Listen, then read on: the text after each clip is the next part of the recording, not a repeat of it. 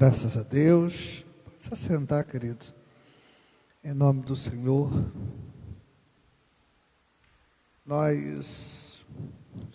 Confesso para os irmãos que eu estava com bastante saudade de estar dentro da casa de Deus. A gente está acostumado com os filhos, né? Quando fica longe, fica triste. Tem uns que vão lá em casa, tem outros que não vão. Mas quando vai, é benção. E hoje nós estamos orando ao Senhor, logo pela manhã. E nós perguntamos a Deus, falando: Senhor, o que a igreja precisa ouvir nesse tempo? E a pastora já tinha uma ideia de que iria ministrar na nossa igreja em Vitória. Eu falei o seguinte: vamos ministrar o mesmo tema. E eu acordei cedo e o Senhor falou assim: ministra sobre medo. Porque o que nós estamos envoltos nesse tempo, por mais que nós estejamos num período em que a doença tem assolado nações, queridos, não é a nossa nação, não é a nossa cidade, não é o nosso estado, mas nações. Nós temos visto por trás dessa doença mais um medo. Essa semana eu vi um testemunho de uma médica de emergência, em que ela estava socorrendo uma pessoa por ter infartado por conta do medo. Tão ali agitada por conta da situação do coronavírus, tão preocupada, que infartou e veio a óbito. E hoje a ansiedade tem tomado conta do mundo. E aqui no Brasil nós temos lutado. Ontem nós estivemos ali na rodoviária de Vitória, fazendo um ato profético, e nós vemos uma conjuntura nacional em que muitas vezes nós estamos preocupados com a quantidade de pessoas que estão na igreja, com o funcionamento dos templos, que como nós vamos levar o evangelho através da internet, tudo, e nós esquecemos da conjuntura política da nossa nação. E nós temos que nos preocupar, porque a igreja tem que se posicionar em governo. É a hora da igreja se posicionar em governo. Se nós conseguirmos tirar a ideia comunista e socialista para novamente trazer uma ideia pró-família para dentro da nossa nação, cabe a nós conservarmos essa bandeira fincada por terra. E não perdê-la para Satanás. Amém, queridos? Amém? Glórias a Deus. Vamos concordar assim. E o Senhor falou conosco para falar sobre combater o espírito de medo. Josué capítulo 1, versículo 1 até o versículo 9, é uma passagem bastante conhecida de todos, diz assim: logo após a morte de Moisés, servo de Yahvé, falou o Eterno a Josué, filho de Num, ministro de Moisés, e ordenou-lhe: Moisés, meu servo, morreu, agora levanta-te, atravessa este Jordão, tu e todo este povo, para entrar na terra que estou prestes a entregar nas mãos dos israelitas. Todo lugar que a planta dos vossos pés pisarem, eu vos dou, como prometi a Moisés, desde o deserto do Líbano até o grande rio, o Eufrates, toda a terra dos hititas, até o mar grande, o Mediterrâneo no oeste. Ninguém te poderá resistir durante toda a tua vida. Assim como estive com Moisés, estarei contigo, jamais te abandonarei, nem te desampararei. Sê forte e destemido, porque farás esse povo herdar a terra que os teus pais jurei dar-lhes.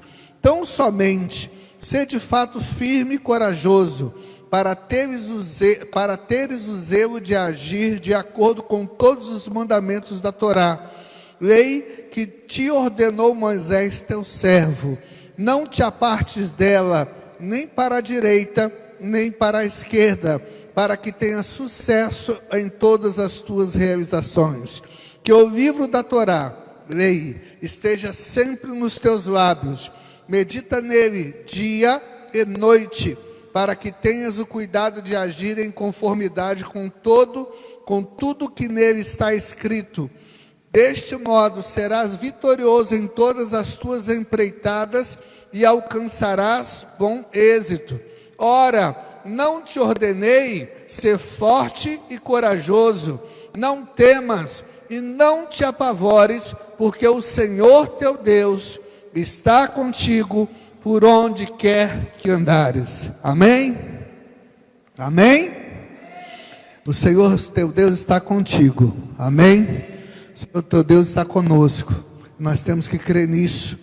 Veja bem, querido, de que nós temos medo? Aí uma pergunta pessoal: de que você tem medo? Nós estamos transmitindo isso para algumas pessoas que estão nos assistindo, e a pergunta é: de que nós temos medo? Hoje nós temos visto uma situação mundial de medo, as pessoas estão assustadas, e às vezes eu me preocupo que pessoas, elas reforçam isso com que hoje é chamadas fake news, né? As falsas notícias, em que às vezes algumas coisas que aparentam tiram fotos fora de contexto e colocam como aquilo se fosse uma realidade, e dizendo que morreram, que deixou de morrer, e quando você vê ninguém morreu, e quando você vê, na verdade as coisas não são bem assim. Os números são alarmantes e nem sempre os números são tão altos assim, mas eu não estou dizendo que a doença não está por aí, mas eu estou dizendo que muitas vezes nós olhamos isso com os olhos de medo e não com os olhos aos quais nós deveríamos olhar, tá certo? Porque querendo ou não querendo, uma fala que eu ouvi essa semana, estamos transicionando agora. Todo mundo, vocês podem ter certeza, o mundo que era em dezembro de 2019, não vai ser quando terminar o coronavírus. Não vai ser o mesmo. Alguma coisa, e às vezes nós não temos ideia da proporção dessa mudança, mas hoje nós temos convicção que alguma coisa, que sem querer ser alarmistas, queridos, muitas vezes nós confundimos essa profecia, essa doença, esse tempo ao qual estamos passando por essa crise, por conta dessa pestilência, com as promessas de arrebatamento de igreja. Veja bem, Jesus está voltando, com certeza Cristo está voltando. Mas esse é um sinal imediato da volta de Cristo? Não digo que seja. Porque quando você vê o próprio Cristo declarando sobre guerras, rumores de guerras, sobre situações em todo o mundo, inclusive pestes, ele fala logo em seguida: e não será o fim.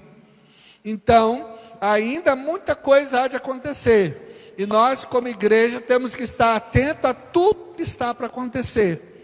Para isso, querido, para nós podermos agir e reagir, nós temos que ter domínio sobre os nossos próprios sentimentos, sobre tudo que gera dentro de nós. Uma coisa certa que nós vemos na palavra de Deus, por exemplo, um exemplo de medo dentro do povo de Deus, e talvez se compare muito a essa época do coronavírus, foi a época do próprio Golias, em que hoje é o extremo. Naquela época era um homem muito grande, hoje é um vírus tão pequeno que você não consegue ver, mas todo dia esse vírus tem afrontado o povo de Deus. Todo dia esse vírus tem afrontado as nações. Todos os dias esse vírus tem afrontado as nações. Porém, queridos, basta nós nos levantarmos contra ele, da mesma forma que aquele gigante caiu no passado e teve sua cabeça cortada, nós temos que nos levantar também contra essas pestilências, também em nome do Senhor dos Exércitos. Porque se nós formos tomados pelo medo, todas as nações, como todo Israel foi tomado naquela época, com certeza, Israel teria se entregue aos filisteus como escravos. Mas nós precisamos de um que levante a espada contra isso. E nós precisamos levantar a espada da palavra, a espada do Espírito, porque muitos zombam. Hoje nós temos olhado dentro da igreja, às vezes mesmo, e nós temos visto muitas vezes pessoas, doutores de lei, doutores de palavra, doutores que dizem o que é certo, o que é errado, que ditam o que é certo, o que é errado, e brigando entre si na internet, para quer dizer quem está certo, quem está errado, como que tem que fazer, como tem que se alinhar. E queridos, nós temos que entender que nós não temos que lutar com aqueles que acham que estão certos, com aqueles que acham que estão errados. Não, o nosso inimigo é outro, e é ele que nós temos que combater. Então hoje nós temos que lutar contra todas as hostes espirituais dos ares, que também usam as pestilências para atrapalhar e para romper a paz das nações. E isso é um grande problema. Por quê? Porque o medo, querido, não é um sentimento. Ah, pastor, eu sinto tanto medo, eu tenho medo de escuro, tenho medo de barata, eu tenho medo de ficar sozinho, tenho medo de morrer. O medo não é um sentimento. O medo é um lugar. Quando nós falamos de medo, nós estamos falando de um lugar onde a nossa alma se coloca ou é colocada. Então, quando você fala assim, eu tenho medo de alguma coisa, eu não estou falando daquele medo natural, medo de que você tem receio de alguma forma protetiva aquele medo que nos protege às vezes de algum mal. Não é isso. Eu estou falando daquele medo a qual muitas vezes nós não conseguimos explicar. Quando nós temos esse medo, a lista de medo de nomes de medo, classificação de medo é muito grande.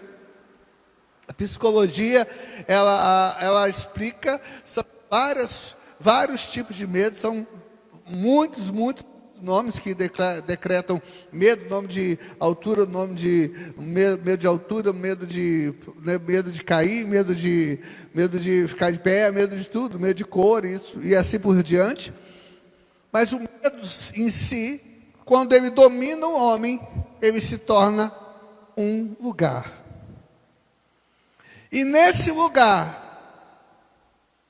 temos espíritos que dominam.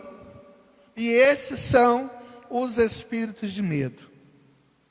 Então, quando uma pessoa se entrega ao medo, a sua alma é colocada em um lugar, e ali ela passa a ser atormentada. Então, quantas vezes nós temos visto pessoas que estão em cativeiro de medo? O que é o cativeiro? Cativeiro é uma prisão. O que é uma prisão, queridos? Você pode ter uma cela do jeito que você quiser. Você pode ter uma prisão domiciliar. Aí você ter uma prisão domiciliar dentro de uma mansão, com piscina, com cozinheiro, com todos os benefícios, com a melhor alimentação.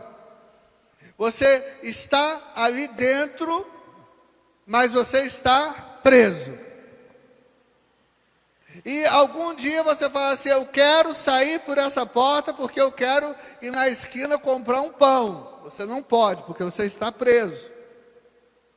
Isso é a prisão domiciliar.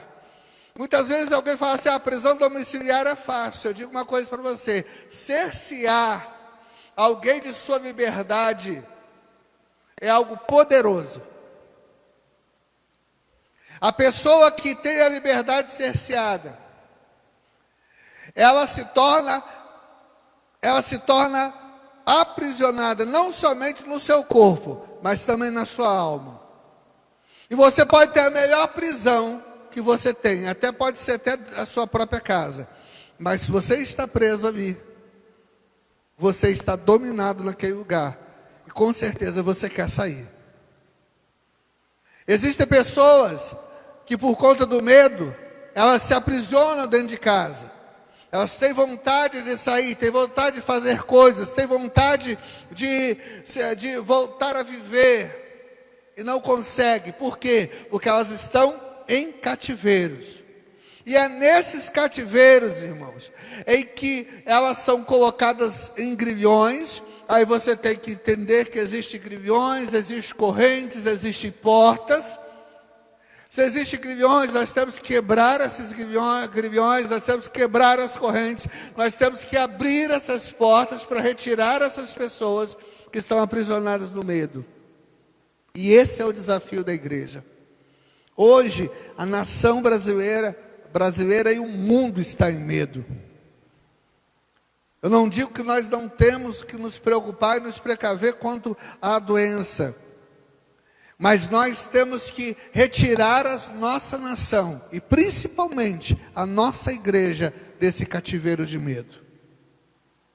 Nós precisamos continuar vivendo a verdade do Evangelho, e a verdade do Evangelho é ser livre, e livre em Yeshua. Então, queridos, nós vamos falar sobre medo hoje, sobre cativeiro de medo. E quando começou o cativeiro de medo, queridos? Começou lá em Gênesis. O medo começou em Gênesis. A Bíblia nos fala em Gênesis capítulo 3, versículo 10, e quando o Senhor Deus, ele passeava no jardim, ele foi procurar Adão. Adão volta-se para Deus e fala assim: ouvi a tua voz soar no jardim e tive medo. Antes do pecado, não havia medo. Então, quem trouxe medo para a natureza humana foi o pecado. Adão só passou a ter medo após o pecado. Então, se nós somos dominados por medo, se alguém é dominado por medo, antes de tudo, nós temos que entender que existe uma raiz de iniquidade ou uma raiz de pecado naquela vida que precisa ser retirada antes de nós nos preocuparmos com o que ela tem medo. Vocês já viram aqueles medos irracionais? Aqueles homens fortes que enfrentam qualquer coisa, enfrentam ladrão, enfrentam escuro, mas morre de medo barato.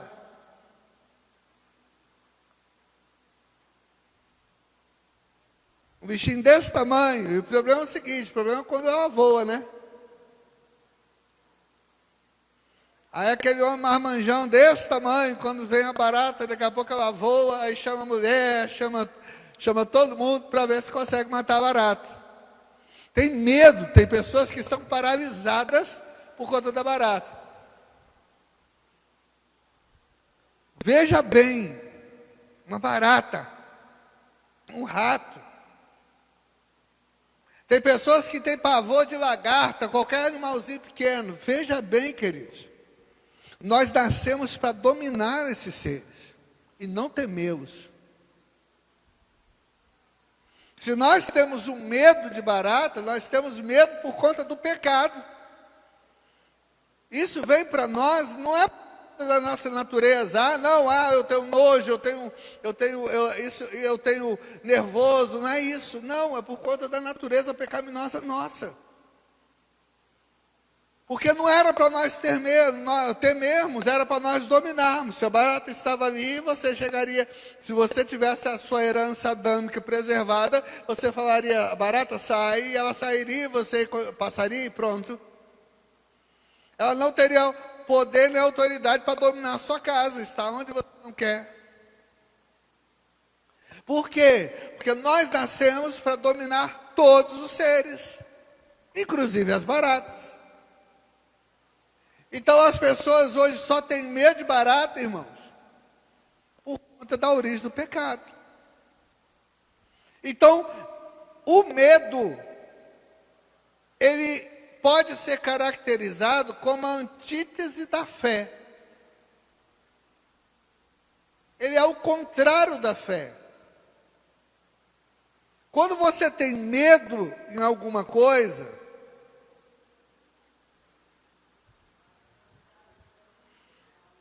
ou seja, você deixa-se dominar por esse medo, o seu espírito se estabelece no lugar onde Deus não preparou para ele ser estabelecido.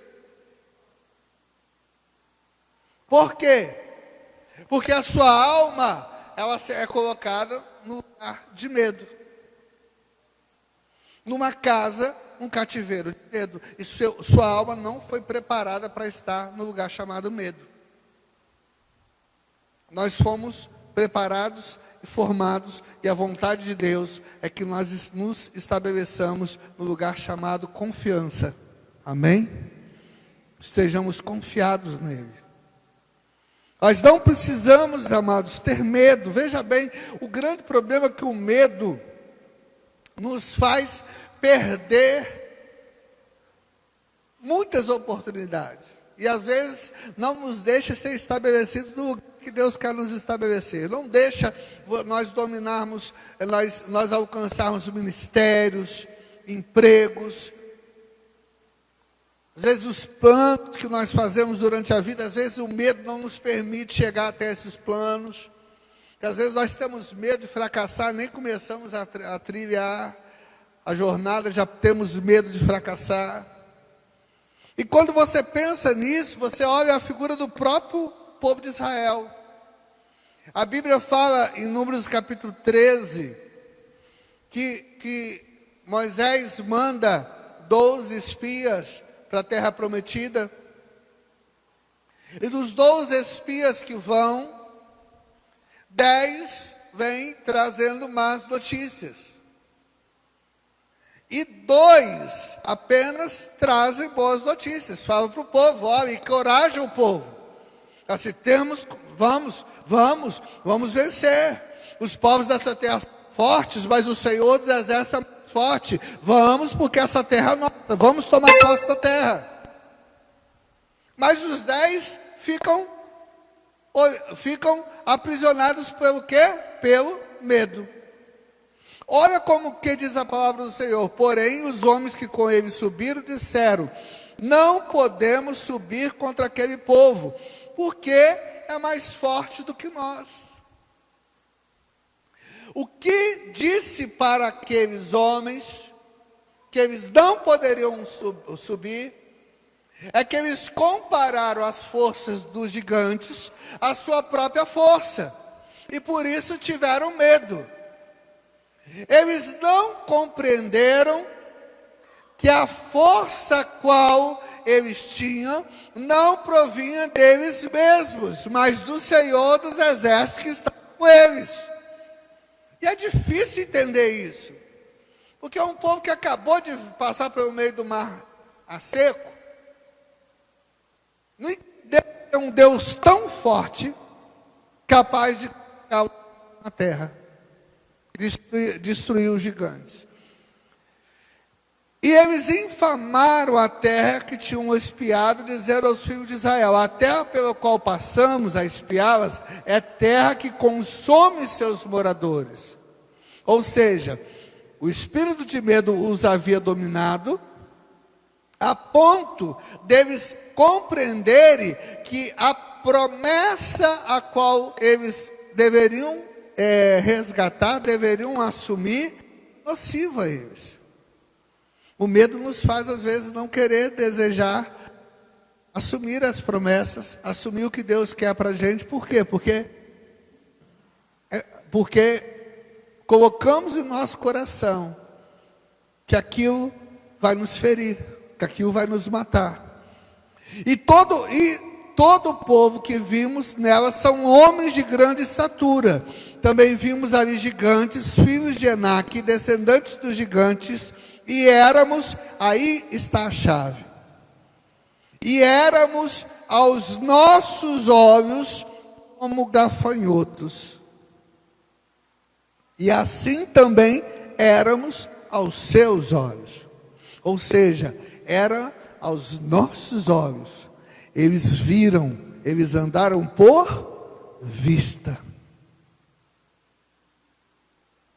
A chave que nos aprisiona no medo é a chave das limitações humanas e da não confiança na eternidade e na força do eterno. O Senhor, Ele colocou para um povo uma ordenança de entrar e assumir uma herança que, queridos, seria eterna. Deus prometeu a Israel, para o povo judeu, de geração em geração. E o povo, quando viu aquela terra, além de dizer que aquela terra era nociva, não, nós não queremos, essa terra vai nos consumir, ou seja, nós não queremos o que Deus preparou para mim. Eu não quero por quê? Porque eu estou com medo. E outra coisa, aos meus olhos, eu não vou conseguir vencer. O problema está aí. Nós somos paralisados por aquilo que nós vemos. E isso está relacionado à nossa razão. Quando nós somamos o 1 mais 2 e dá 3, querido, nós vemos assim, não dá para mim. Isso está formatado dentro de uma mentalidade grega, a qual nós entendemos de uma matemática humana, e não esquecemos que existe uma matemática divina. Então a chave está em como nós olhamos para as coisas, em como nós vamos olhar para os nossos desafios, em como nós vamos ver os nossos desafios, porque o medo nos paralisa, impedindo de completar os desígnios eternos em nossas vidas. Por isso precisamos vencer o medo, queridos. Se você não vencer o medo, você nunca vai conseguir se estabelecer onde Deus quer te estabelecer. Ah, pastor, o medo disso. Tenho medo do futuro. Como que você vai viver o futuro se você não consegue viver o presente? Eu tenho medo de tomar uma decisão. Como que você vai desfrutar dos frutos daquela decisão se você não consegue viver o presente? Aí está a chave. O medo, ele paralisa. E ele vai bloquear o seu sucesso. E por conseguinte, o seu destino. O medo, ele vai bloquear a glória, toda a glória que Deus tem preparado para você. Queridos, Israel deveria ter saído do Egito, rompido o Mar Vermelho, rompido pelo deserto, e com 15 dias deveria ter entrado a terra prometida, assumido a terra prometida. 15 dias. E por conta do medo, foram parar no deserto durante 40 anos. Por quê? Porque o medo nos leva à rebelião. O medo nos leva a não confiar em Deus, que Ele é suficientemente poderoso para nos garantir a vitória. Por isso nós rebelamos. Veja bem a experiência de muitos homens. Abraão, Deus prometeu para ele que faria pai de nações. Ele acreditou? Não. Por quê? Porque tinha medo. Aí o que ele fez? Foi cortar caminho. Por conta de medo. Medo de não levar mais não ter uma sequência na sua geração. Ele olhou para Deus e falou assim: Senhor, a quem eu vou dar tudo que eu tenho? Eu tenho meu servo aqui, eu não tenho ninguém do meu sangue. A quem? Ele tinha medo de não ter uma descendência. E Deus tinha prometido para ele grandes coisas, grandes promessas. E o questionamento de Abraão falou assim: para que isso vai acabar em mim? Abraão tinha medo. Aí o que fez? Meteu o pé pelas mãos com Agar. Não se pode, queridos, deixar que o medo nos leve a pecar. E é esse o grande problema, porque enquanto nós pensamos no medo, nós pensamos em situações que geram medo em nós, Deus já tem a solução para todo problema. Deus já tem a saída. Deus já tem o Isaac. Deus já tem a entrada para a terra prometida. Deus falou, Ele vai cumprir. tem gigante, tem dificuldade, tem esterilidade. Para Deus isso não é nada. A questão é essa: nós olhamos gigantes, nós olhamos as esterilidades, nós olhamos os problemas e acaba incorrendo que nós erramos no caminho por conta de medo.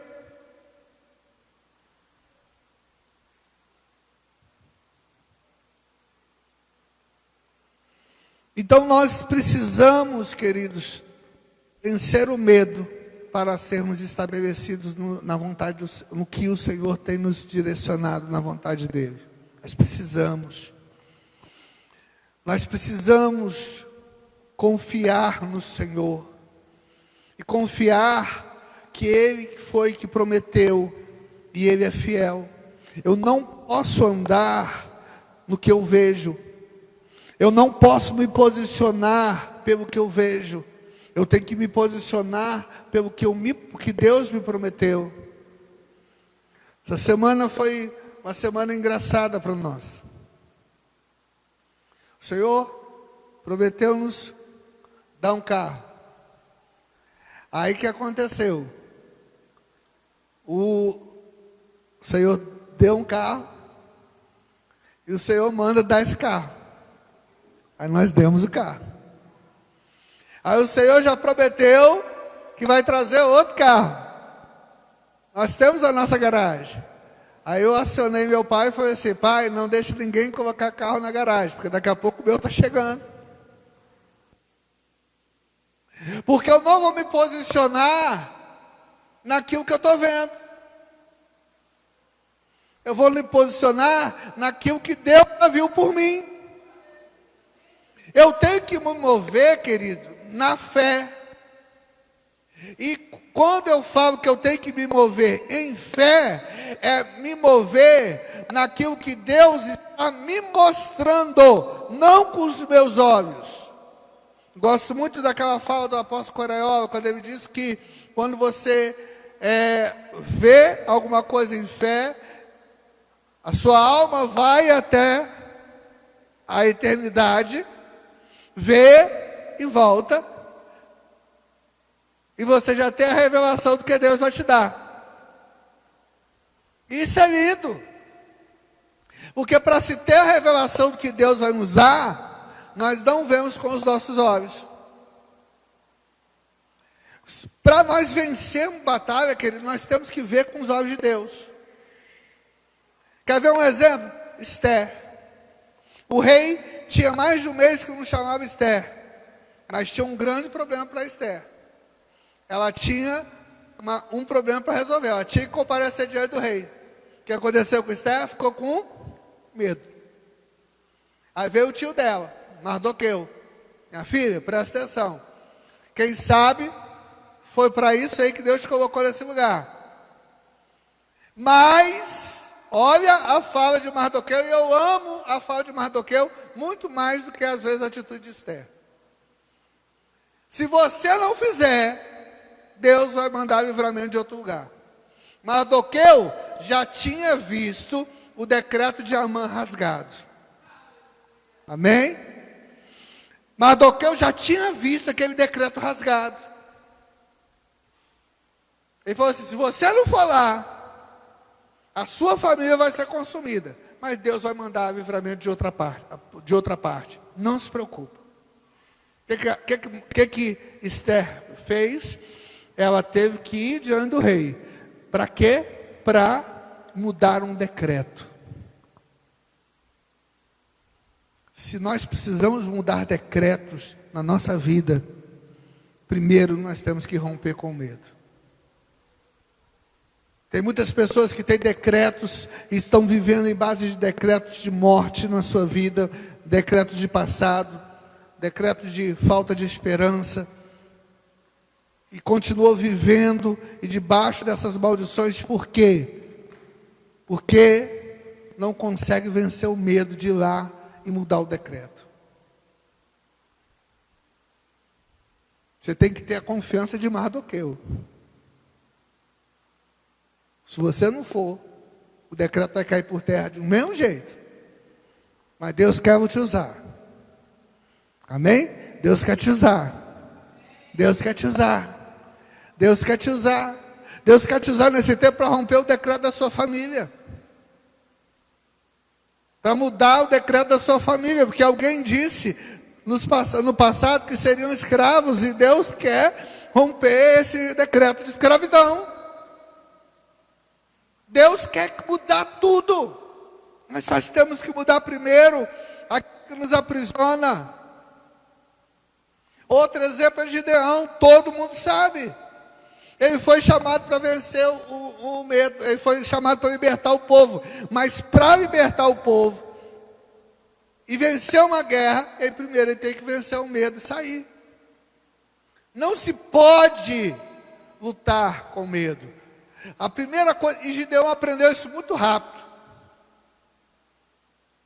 Primeira coisa, juntou os 32 mil e Deus virou para ele: espera aí, os covardes vão embora.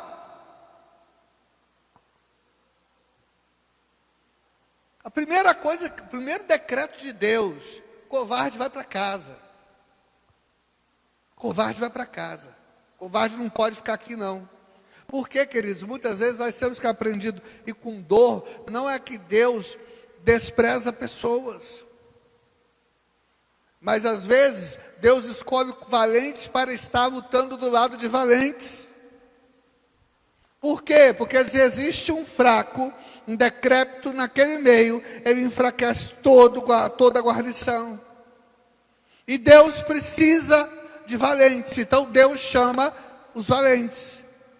E ficam apenas 10 mil. Daqui a pouco vem e faz a prova da água no lago, no rio, no ribeiro. E de um lado Deus manda separar 9.700 e no outro lado Deus separa 300. Para que lado que Gideão estava olhando? Os 9.700, lógico. Mas temos que entender, queridos, que nós não podemos ter medo de lutar com o recurso que o Senhor nos dá. Às vezes nós estamos paralisados porque nós pensamos primeiro no recurso. Senhor, só tem 300. E o que eu vou fazer com 300? Nós não temos que estar paralisados com o recurso que o Senhor nos dá. Nós temos que estar, porque é melhor 300 corajosos do que 32 mil covardes. Deus está mostrando que a matemática dele é diferente. A matemática dele é especial. Deus está mostrando, querido, que nós temos que confiar plenamente na sua onipotência. Ou seja, que Ele pode tudo. Onipotência no grego é archê, que significa fonte.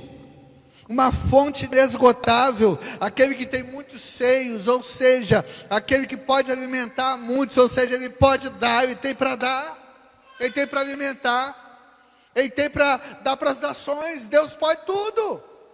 Eu gosto muito daquela frase: o que a fé pode? A fé pode o que Deus pode. Se eu posso, em fé, eu me movo. Isso é a onipotência de Deus, é o archê de Deus, ou seja, Ele tem.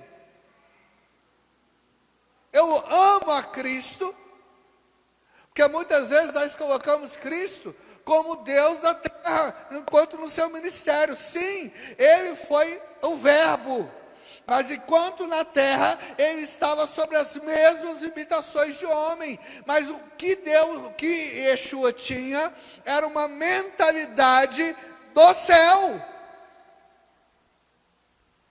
Então, quando as pessoas olharam para Ele e falaram: olha, manda essa multidão embora, e falaram para Yeshua: manda embora, e ele falou assim: o que é que vocês têm?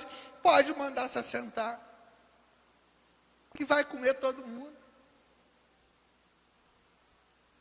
Por quê? Porque a mente estava trabalhada para funcionar no mesmo sistema do reino. Não havia medo. Hoje o Senhor quer operar as mesmas coisas em nós, mas se você de repente estiver sobre um desafio desse, o que é que você vai fazer? Você vai mandar todo mundo sentar e vai agradecer pelos 5 pães e 2 peixinhos, ou vai mandar todo mundo embora mesmo para comprar comida?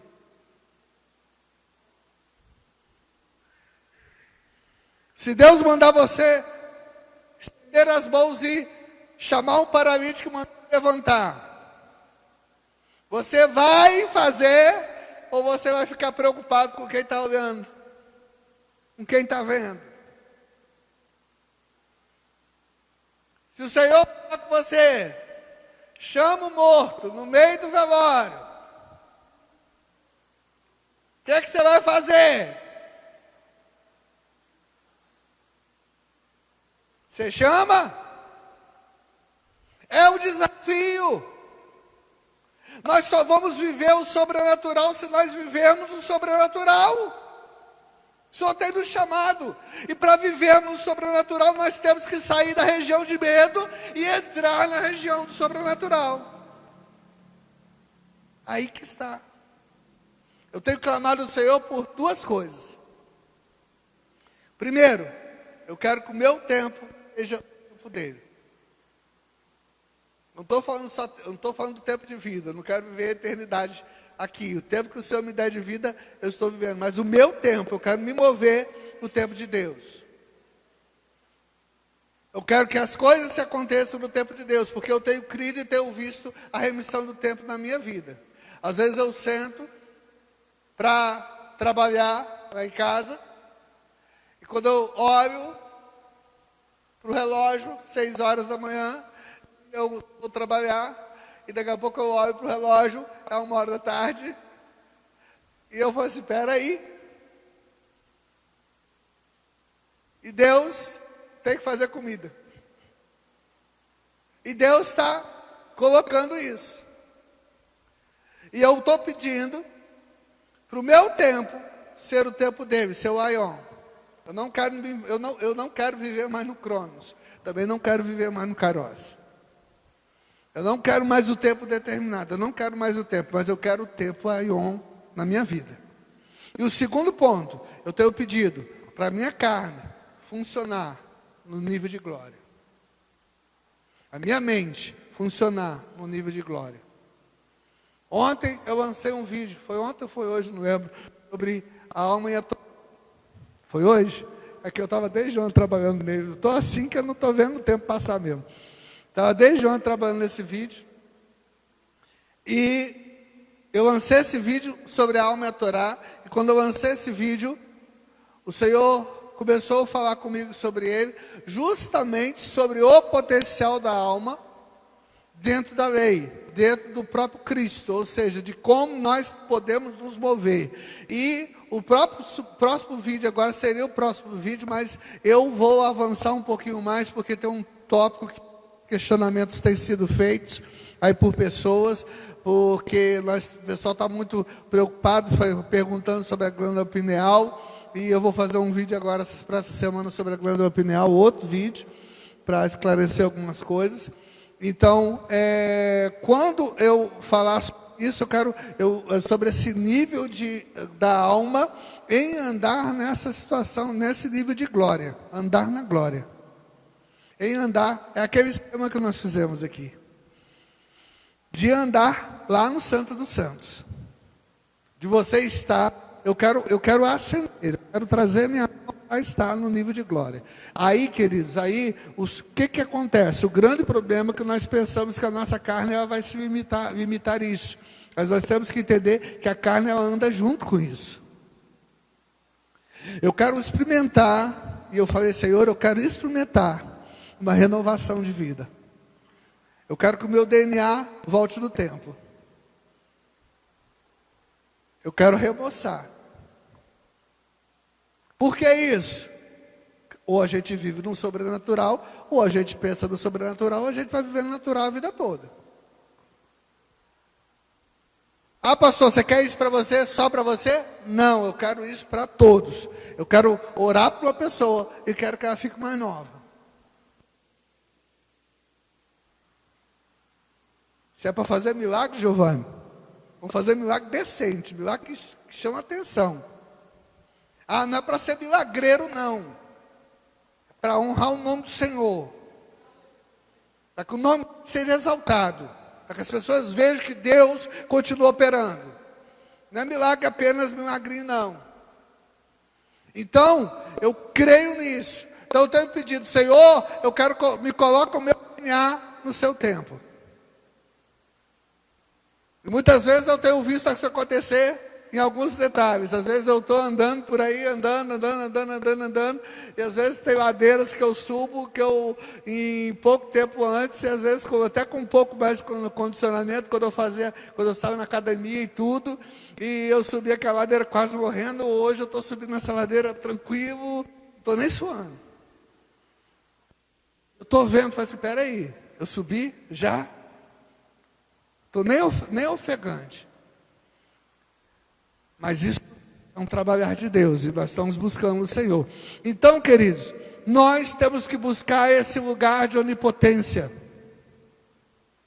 Nós temos que buscar esse lugar onde Deus vai nos ceder, e Deus vai nos conceder todas as coisas. Para isso, para nós chegarmos lá, nós temos que acabar com o medo.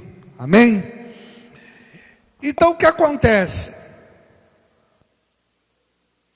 Quando Josué, queridos, ele assume o governo de Israel, ele era ministro de Moisés, e ele assume o governo de Israel, ele tem dois problemas para resolver. Primeiro, substituir Moisés, que é complicado. Substituir chefe é complicado. Agora, substituir Moisés, e aí?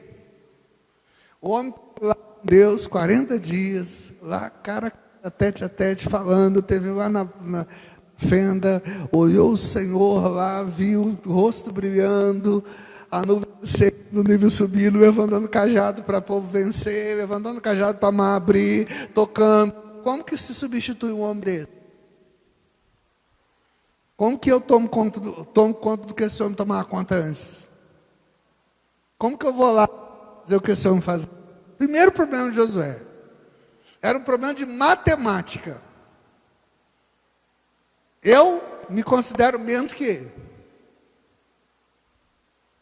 O segundo problema de Josué era estabelecer o quê? O reino. Por que estabelecer o reino? Porque ele tinha que colocar um povo dentro de uma terra a qual ali eles iriam servir ao Senhor. Teria que colocar o povo de Deus como um povo com uma lei divina, com um sacerdócio divino, dentro de uma terra consagrada a Deus. Ou seja, ele tinha a preocupação de estabelecer um reino. Ou seja, Josué não tinha quase nada para fazer. E Josué, queridos, ficou o quê? Morro de medo. Como que eu vou substituir Moisés? E como que eu vou estabelecer o reino? Hoje nós estamos no mesmo dilema. Hoje nós estamos no dilema de nós termos que substituir, aliás, não é substituir, nós temos que dar continuidade dentro de uma geração tão corrompida como a nossa, ao mesmo chamado dos nossos pais sobre essa igreja, com responsabilidade da palavra. E o segundo, nós temos que estabelecer a lei. Nós temos que estabelecer o reino. Nós temos que estabelecer tudo que o Senhor quer para nesse mundo. Hoje, estamos nesse desnível, que também é um problema matemático. Quem somos nós dos nossos pais da fé? Diferentes dos nossos pais da fé. E quem somos nós para estabelecermos o reino? Quem somos nós? Quem pode dizer que é alguma coisa para estabelecer um reino? Só que, queridos, Vamos ver o discurso que Deus fala a Josué, e nós vemos esse discurso no primeiro capítulo aqui de Josué, a partir do versículo 1 até o versículo 9. Primeiro, no versículo 1, o próprio Deus fala a Josué. O que eu quero dizer com isso? Deus estava propondo a Josué um negócio. Querido, você vai substituir Moisés e você vai edificar um reino. Só que tem uma coisa: quem vai tratar com você sou eu. Não vai ter sacerdote, não vai ter profeta, não vai ter nada. Nossa conversa é aqui, ó. Tete a tete. Deus já estava estabelecendo um nível de confiança e autoridade com Josué. Porque ele estava falando assim: assim como eu fui com Moisés, ou seja, assim como eu falei com Moisés, eu vou falar com você. O que Deus estava querendo? Acabar com o medo de Josué. Deus estava falando que ele seria presente, e ele seria a comunicação maior na vida do crente Josué, na vida do governador Josué. Veja bem, amados, isso é para nós nesse tempo.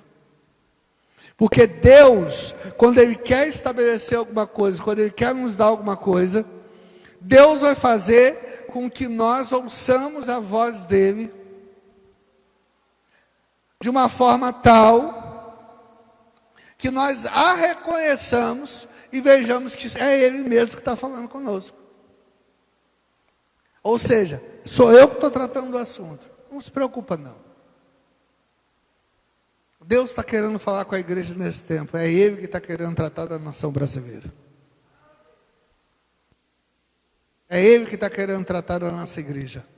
Da igreja brasileira. É Ele. Não são as estratégias. Estratégia útil é útil, mas não é nada disso. É Ele que está querendo tratar. O segundo ponto, os versículos 2 ao versículo 4. Deus estava revivendo no coração de Josué a promessa. Ele falou assim: Moisés, meu servo, morreu. Agora levanta-te, atravessa esse Jordão, todo esse povo, para entrar na terra que eu estou prestes a entregar nas mãos dos israelitas. Ou seja, a promessa está viva. Entendam isso, a promessa continua viva. Todo lugar que a planta dos vossos pés pisarem, eu vos dou como prometi a Moisés. Deus prometeu isso a Abraão e Deus promete a Moisés. E Deus renova esse pacto a Josué. E continua falando desde o deserto do Líbano ao grande rio Eufrates, toda a terra dos hititas, até o mar, o Mediterrâneo, no oeste. Ou seja, não vai faltar nada da promessa a se cumprir na nossa vida. Deus vai cumprir toda a promessa. Que Deus está falando para Josué assim: olha, eu estou contigo, meu filho. E eu vou fazer cumprir toda a promessa. Eu prometi isso a Abraão. Eu prometi isso a Isaac. Eu prometi isso a Jacó. Eu tenho prometido isso ao meu povo durante séculos. Eu reafirmei essa promessa aos meus filhos, a Moisés. E hoje eu falo para você que essa promessa está viva. E vai se cumprir toda. Qual é a promessa que às vezes já se apagou e a gente fica preocupado? Será que foi embora? Será que acabou? E Deus falou assim: eu vou cumprir toda a promessa. Aonde você colocar a planta do pé, a terra é sua. Ou seja, aonde você se estabelecer na promessa, a terra é sua. Deus está falando que nós só vamos receber a promessa a partir do momento que nós nos estabelecemos nela. Para isso, nós temos que vencer o medo. Por quê? Porque para você dominar uma terra, você tem que ir lá. E a palavra nos fala que haviam gigantes ainda na terra. 40 anos depois ainda haviam gigantes. Ainda haviam povos fortes, ainda haviam muralhas, e haviam nações maiores que 40 anos atrás até. Mas para eles vencerem, eles tinham que ir lá. E Deus, ele estabelece esse decreto. No versículo 5, Deus fala: ninguém te poderá resistir durante toda a sua vida. Assim como estive com Moisés, estarei contigo, jamais te abandonarei, nem te desampararei. Veja bem, Deus faz uma dupla promessa. Primeiro, que ninguém pode ser maior do que aquele que serve a Deus. Ou seja, ninguém resiste às forças que Deus levanta para estar lutando ao nosso lado. O que Eliseu falou? São mais aqueles que estão conosco que os que estão com eles. É isso que Deus está falando. Ninguém vai resistir diante de nós. Nenhuma circunstância. Não vai ser coronavírus que vai parar a igreja. Pode parar pessoas, mas a igreja vai continuar. Não pode ser guerras, humor de guerra, qualquer coisa, mas a igreja continua. Nós não temos que pensar, queridos, que esse é um ponto final, mas isso aqui é uma vírgula que nos dá direito a ter um início de uma nova história. E nós temos que pensar nisso. E o segundo ponto é que o Senhor continuava com Josué. Deus estava assim: meu filho, estou contigo, não abro. Não adianta não, continua comigo. E do versículo 6 ao versículo 9, o Senhor fala assim: ser forte e destemido, porque farás esse povo herdar na terra que a seus pais jureis dar-lhe. Ou seja, o que Deus está falando? Vai cumprir. Deus está animando Josué: vai, pode ir, seja forte, acaba com esse medo, não precisa temer, ser forte. Continuando no 700, tão somente ser de fato firme e corajoso, ou seja, não tema. Mais uma vez o Senhor está falando aqui: não tema, povo, não tema, pessoa. Não tema, amado, não tema, querida. O Senhor quer fazer muitas coisas na nossa vida. E até o versículo 9 o Senhor vem falando sobre os decretos que Ele quer garantir na nossa vida. O mais importante é que o Senhor garante a sua presença. E é isso que nós precisamos, da garantia da presença do Senhor na nossa vida. Às vezes, queridos, nós temos visto cuidado de pessoas que estão preocupadas com tantas coisas, menos em se mover para garantir a presença do Senhor nas suas vidas. Olham para Deus como se Deus fosse tão distante. E Deus fala conosco: vamos atrair, vamos chegar mais perto. Vem, meu filho, para mais perto. Vem, minha filha, para mais perto. O que acontece, querido, é que nesse momento que nós olhamos tudo isso acontecendo na nossa vida, todos os levantes, nós temos que ver que se cumpre um decreto na nossa vida. Deuteronômio 23:4 diz assim: ouvi, ó Israel, hoje, ou seja, ouvi, igreja, hoje, vós chegais a peleja contra os vossos inimigos, que não desfaleça o vosso coração, não tenhais medo, não tremais, nem vos aterrorizeis diante deles, pois o Senhor vosso Deus é quem vai convosco a pelejar por vós os vossos inimigos, para vos salvar. Não tenha medo, é o Senhor que está do nosso lado, é o Senhor que está do lado da igreja. E nós temos que entender que essa promessa, ela continua viva na nossa vida o tempo todo. Nós estamos em tempo, queridos, que a igreja, ela precisa cada vez mais se despertar e entender que a promessa do Senhor continua viva. Nós temos que entender quais são os códigos para esse tempo, a qual nós temos que ser acionados e acionar para viver as promessas de Deus. Josafá, a Bíblia nos fala em 2 Crônicas capítulo 20, que uma grande multidão foi contra Israel, dos filhos de Amon, e dos filhos de Moabe. E a palavra nos diz que Josafá temeu, no versículo 3 do capítulo 20 de 2 Crônicas, e apregoou jejum ao Senhor. E depois Josafá, querido, fez uma assembleia solene. E nessa assembleia solene, ele se levantou em oração com o povo em ação. E a Bíblia nos faz que ele se colocou diante do Senhor para pedir a misericórdia, a intervenção do Senhor, porque ele reconhecia que não tinha força para vencer os seus inimigos. Mas olha a chave aqui para vencer o medo. Olha o código que Josafá destravou para vencer o medo. No versículo 12 do capítulo 20 de 2 Crônicas, diz assim: ah, nosso Deus, porventura não o julgarás, porque em nós não há força perante essa grande multidão que vem contra nós, e não sabemos o que faremos, porém os nossos olhos estão postos em ti. Aqui está o código para se vencer o medo.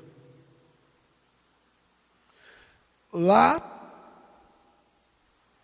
em Josué, livro de Josué, a Bíblia nos fala que o povo viu os gigantes, e aos seus olhos os gigantes eram maior que ele. O que Josafá fez? Esse povo é maior do que eu, mas os meus olhos estão em ti. Aonde estão os nossos olhos? O código, a chave é essa para esse tempo. É aonde estão postos os nossos olhos. Se os nossos olhos estão nos gigantes, nós vamos ver os gigantes. Se os nossos olhos estão nas dificuldades que nos afrontam, nós vamos ver as dificuldades. Agora, se os nossos olhos estão no Senhor, o medo vai embora. Nós temos que entender, queridos, que dois segredos Josafá descobre, que nós temos que crer no Senhor. Porque o crer no Senhor nos traz prosperidade. E ele fala também para crer nos profetas. Pois o crer nos profetas nos vai trazer segurança. E o crer nos profetas traz prosperidade. Nos versículos 20 e 21, no capítulo 20, fala assim: e pela manhã cedo se levantaram e saíram ao deserto de Tecoa. E ao sair Josafá, pôs-se em pé e disse: ouvi-me, ó Judá, e vós, moradores de Jerusalém, crede no Senhor vosso Deus, e estareis seguros. Crede nos seus profetas, e prosperareis. O que Deus está falando aqui, através de Josafá?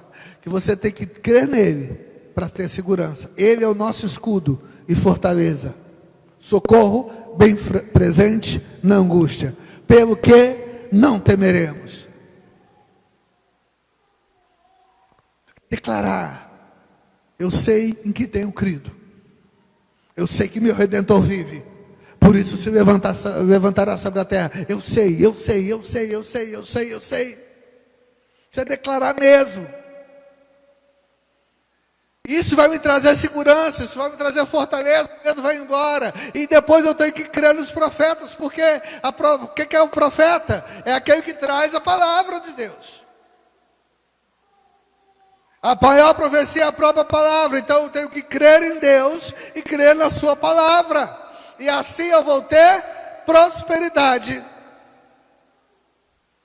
E então eu vou ter certeza de que tudo vai bem, tanto na minha nação, quanto no meu estado, quanto na minha cidade, quanto na minha família, e quanto em mim mesmo.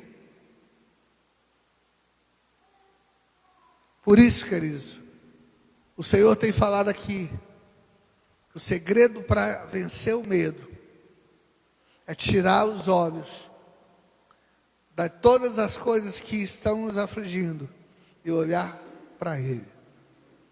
Quero te convidar para estar de pé essa noite.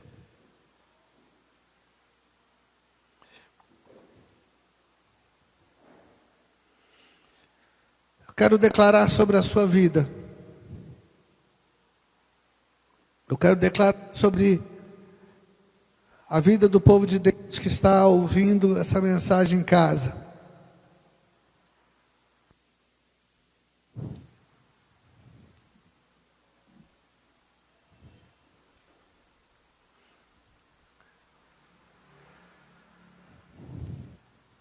Que nós não temos um Deus qualquer, mas nós temos um Deus onipotente. Quando nós falamos de um Deus onipotente, queridos, nós falamos de um Deus que amamenta, que nutre, que produz tudo. Ou seja, nada vai nos faltar. Ele é o El Shaddai, o Deus onipotente. Ele é o El Elyon, o Deus Altíssimo.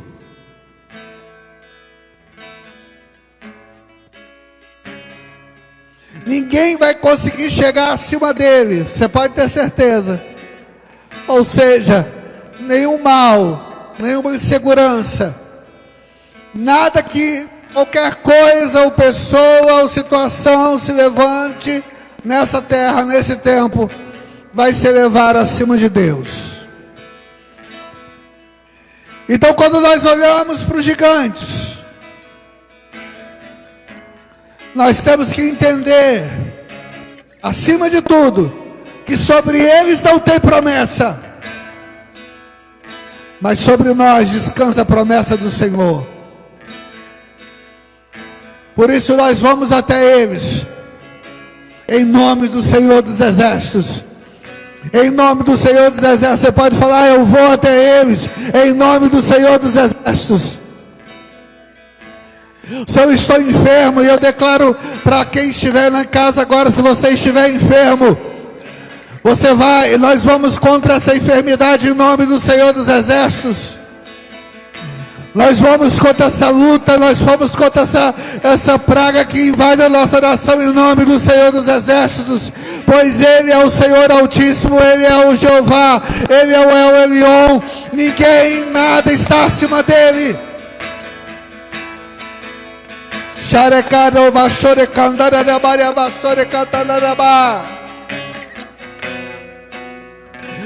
Deus é o Criador, Deus cria. Ele pode todas as coisas, Ele molda, Ele faz, Ele é fonte. Por isso Ele cura, Ele provê, Ele traz proteção para o seu povo. Deus é o Deus que transforma. Deus é o Deus que sustenta. E Ele sustenta a sua igreja. Por isso hoje nós saímos das dimensões de medo. Nós saímos das dimensões as quais Satanás ele tenta nos colocar. Nós rompemos as cadeias de medo. Nós rompemos as...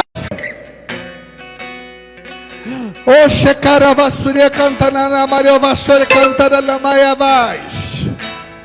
Nós determinamos a cura agora.